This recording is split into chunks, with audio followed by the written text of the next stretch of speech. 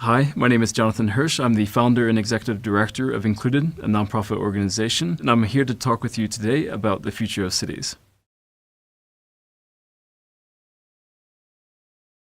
1 in 6 people in the world today live in a migrant slum. Within a few decades, that number will grow to 1 in 3. I think right now the migrant slums in Latin America are doubling probably every 300 years or so.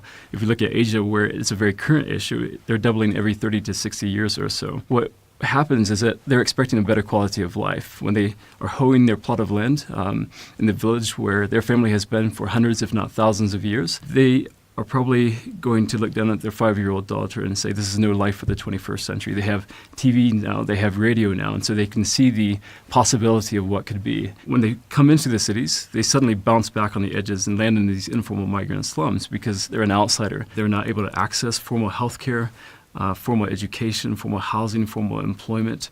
In essence, they're living informal lives on the edges of our cities, and that causes long-term issues. If you look back at Latin America, you have 2 to 3 generations living in the favelas there, and we see that migrants work really hard.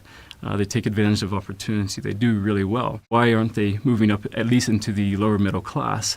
And we bring that back to this issue of informality because they're treated as an outsider in their cities. In China, even legally, they're kept out of the system. Back in 1954, 1958, the hukou, the Social Security card system, actually legislated them back into their places of birth. And so if they choose to move into Beijing or Shanghai, Shenzhen, many of them, actually all of them at this stage, aren't allowed to carry those formal social benefits with them. Always remains back at their place of birth. Migrant high schoolers are not able to take the university entrance exam in the cities where they maybe have lived informally for 10 years or so. And so the brightest students that their parents might have a chance to go to university actually get sent back at grade 9 to live in their villages, probably with their grandparents or with their uncles or with their aunts. As an example of what can work, in Shanghai, the government said about 4 or 5 years ago that they were going to flow all of the informal migrant population of the children into the formal education system. It's a humane issue, but I think it's also a very pragmatic issue as well. As city mayors and city leaders understand that migrants are an asset, they will find ways to flow them into their cities and reward them based on their contributions. In Kathmandu, one of the slums that we were working in and getting closer with and really getting to know the migrants living there, the government came in and demolished them, like many governments do. They try to understand how to clean up their cities.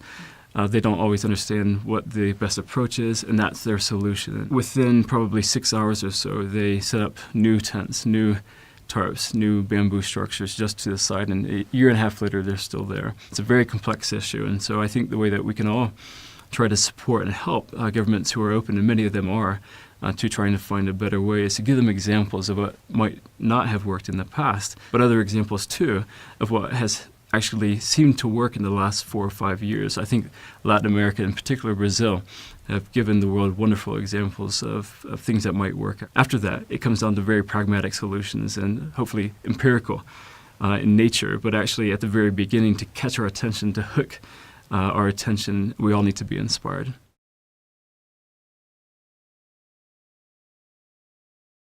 If we don't find a way to include the migrants in our cities, I think there are 2 possible scenarios if you look 30 to 40 to 50 years down the road. The first is very scary and a little bit risky, where you might have hundreds of millions of disenfranchised migrant youth actually not able to access the system. And as you know, youth have a lot of energy and they have a lot of idealism.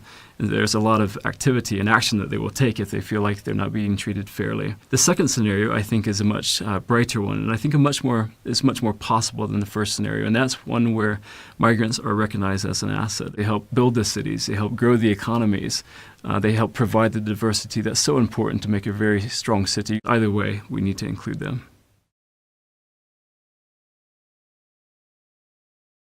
As a city leader, I would begin to tax migrants, maybe 3 to 5%. In return, of course, I would give them social benefits, access to our education systems, our healthcare systems. But what that does is it addresses very directly this issue of informality. I think that in the coming decade or so, you're going to see corporations and other SMEs really begin to see the migrant slums as an opportunity. We need architects, urban planners, product designers, industrial designers to consider a career that's focused on what will be 1/3 of the world's population. They wouldn't have a lot of competition at this stage, so they can certainly be early movers.